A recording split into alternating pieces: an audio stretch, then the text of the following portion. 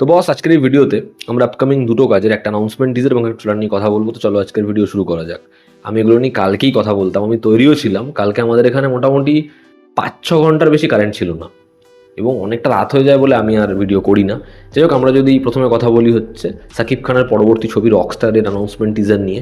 আমি না সত্যি এরকম কিছু আশাই করিনি যে সাকিব খান তার যেরকম ধরনের পরপর ছবিগুলো আসছিল, অ্যাকশন ধর্মী ছবি, একই জোনে সে অপারেট করছিল। এবার দেখুন, সে যখন দেখছে ফ্যান্সরা এতেই সন্তুষ্ট, ছবি হিট হয়ে যাচ্ছে, সে তো ওটাই করবে। এবার সেটা থেকে সরে এসে সে এরকম একটা ছবি করছে যেটা পুরোপুরি হচ্ছে একদম তার জোনের বাইরে। এটা দেখে আমি খুব খুশি। এবং এই যে অ্যানাউন্সমেন্ট টিজারটা এসে যেটা পুরোপুরি অ্যানিমেশনে, সেটাও কিন্তু তার যেরকম ধরনের কাজের অ্যানাউন্সমেন্টটা তার থেকে একেবারে আলাদা। আর সেটা দেখতেও ভালো লাগছে, দেখে মনে হচ্ছে একটা গল্প ভিত্তিক ছবি হতে পারে, একটা ভালো পারফরমেন্স সাকিব খানের থেকে পেতে পারি, একটা অন্যই অ্যাপ্রোচ থাকতে পারে ছবিটার। যেরকমভাবে একটা পাখি সেটা উড়ে যাচ্ছে, সেটা ফল করছে, এবং আমরা দেখতে পাচ্ছি একটা বাচ্চা ছেলে, তার চোখে আগুন জ্বলছে, এবং বহু দর্শকের করতালি, স্টেজে একজন। এবং যখন থেকে ওই গানটা বাজা শুরু হয়, আমাকে ভাসিয়ে নাও, খুব খুব ভালো একটা ভাইবস, মজা লাগছে। দেন গাড়ির ওপরে পড়ছে এবং যেরকম সাকিব খানের লুক, যেরকম লং হেয়ার, যেরকম সে গগলস পড়েছে, ভালো লাগছে। কয়েকদিন আগে তার একটা লুক আমি সোশ্যাল মিডিয়া দেখছিলাম, যেটা উড়তা পাঞ্জাবের মতো, যে দুদিকে চুল নেই, মাঝখানে বড় চুল, যেরকম গগলস পরে রয়েছে, ওই লুকটাও ভালো লাগছিল। তো এখানে তার লুকের অনেক ভ্যারিয়েশন থাকতে পারে।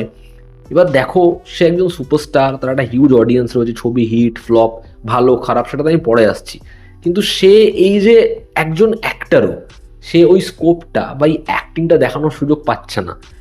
এরকম একটা কাজ যেটা পুরোপুরি কন্টেন্টের ওপর ডিপেন্ড করছে, সেখানে এক্সপ্লোর করার জায়গা আছে, যদি এরকম কিছু করে না, আমার মনে হয় খুব খুব ভালো হবে। সেটা অডিয়েন্সের কাছেও নতুনভাবে যাওয়া, এবং সেই ছবিটা আমার মনে হয় কি, যে অনেককে ভাবতে সাহায্য করবে, কেন এই অ্যাক্টর নয়, অবশ্যই তো একজন অ্যাক্টর, আমরা কেন এটা ওকে নিয়ে ভাবছি না, দুটোই হোক না। তো এটা হওয়ার একটা সম্ভাবনা থাকতে পারে। আমার এই অ্যানাউন্সমেন্ট একটা ভালো লেগেছে, এবং সাকিব খানকে নিয়ে এরকমভাবে কিছু করতে চেয়েছে, এটা ভালো লেগেছে।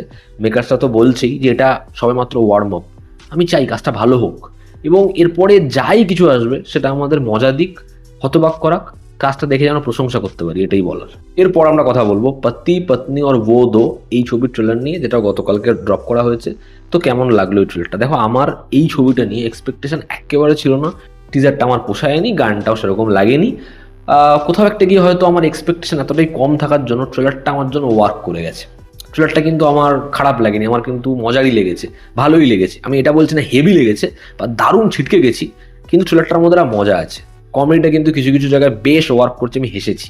তো এখানে আয়ুষ্মান খুরানার যে ক্যারেক্টার, সে হচ্ছে বন বিভাগে কাজ করে, এবং তার বাড়িতে বউ রয়েছে, বা বউকে সে কথায় কথায় টুপি পরায়। তার অফিস কলিগ হচ্ছে এখানে রাকুল প্রীত, যে ওকে কাইন্ড অফ ডমিনেট করে। এবার এর পুরকি কম না, এর প্রতিও দুর্বলতা আছে, একেও বাগিয়ে রেখেছে।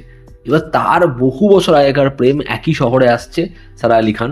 এবার যে আসার পরে চক্কর আরও গাঢ় হচ্ছে। এবার এরকম ধরনের কনসেপ্টের উপরে দুটো বউ, দুটো গার্লফ্রেন্ড, একটা বউ, চারটে বউ, প্রচুর হিন্দি ছবি আসে, এবং সেটা দেখে আমি কোথাও একটা গিয়ে মানে বিরক্ত বোধ করি।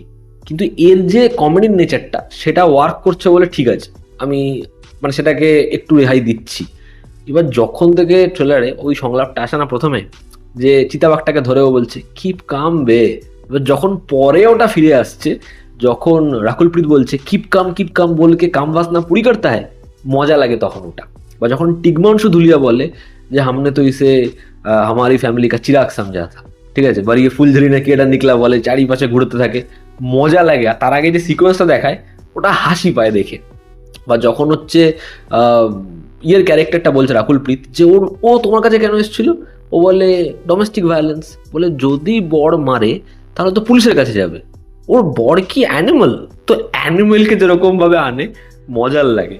এই ট্রেলারের মধ্যেও কিন্তু মিম ম্যাটেরিয়াল ইউজ করেছে, ওই যে গজব টপিবাজ ইনসান হো, বা বাহ দিদি বাহ। কিন্তু ঠিক আছে, মানে সেটাই আমি এখনই ক্রিটিসাইজ করছি না, আর এটা তো এখন হচ্ছেই।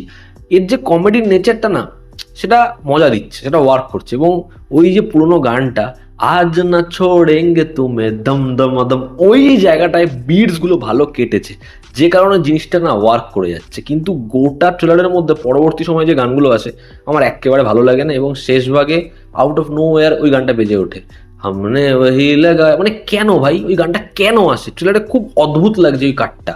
মানে খুবই অদ্ভুত। আমার এখানে সারা আলি খানকে আবারও ভালো লাগেনি, আমার তাকে ভালো লাগে না কোনো ছবিতে, ভালো লাগেনি। এখানে ভূমিকা গব্বিকে আমার ভালো লাগে, তাকে এখানে খুব একটা জায়গা দেওয়া হয়নি, ঠিকঠাক লেগেছে। ভালো লেগেছে রাকুল প্রীতকে, মানে ওর অ্যাটিটিউডটাও যেরকম বা যেরকমভাবে ডায়লগগুলো বলছে, একটা মজা আছে, ফানটাও তৈরি করতে পারছে। আয়ুষ্মান খুরানা দেখো টিপিক্যাল, সে যে খারাপ একটা আমি বলছি না, কিন্তু ম্যাক্সিমাম টাইম নিজেকে রিপিট করে এবং যেন কিছু করার থাকে না, ঠিক আছে। রাজকুমার রাও রিপিট করছে, এত ভালো অ্যাক্টার হয়ে আয়ুষ্মান তো তাহলে করবেই। আয়ুষ্মানকে মানে খুব একই রকম লাগে, কিন্তু ওই কমেডিটা ওয়ার্ক করছে বলে আমি অত ধ্যান দিচ্ছি না। সাপোর্টিং কাজটা এখানে ভালো, যারা পার করে দেবে, টিগমাংশু ধুলিয়া বলি, ওখানে ওয়ান রাক্ষস বলি, বা হচ্ছে আমাদের বিজয়রাজ, ঠিক আছে, এদের যেরকম যেরকম পোর্শন সেটাও কিন্তু মোটামুটি মজার লাগে। তো ওভারঅল ছিমছাম ট্রেলার হয়েছে, আমার এক্সপেকটেশন একেবারে ছিল না, সেই তুলনায় ট্রেলারটা বেটার বেরিয়েছে। দেখার ছবিটা কেমন হয়, মুদস্সার আজিজ সেই ছবিটা নির্মাণ করেছে, দেখার এই ছবিটার দ্বারা সে হিট পায় কিনা, ছবিটা 21শে মে আসছে, দেখার ছবিটার বক্স অফিসে ফলাফল কি হয়। তো এই ছিল আমার ওপিনিয়ন আপকামিং এই দুটো কাজের টিজার এবং ট্রেলার নিয়ে। তোমরা যারা দেখেছো তোমাদের কেমন লেগেছে অবশ্যই জানিও। জনতা আমাদের পাশে আছে, আবার দেখা হচ্ছে, টেক কেয়ার।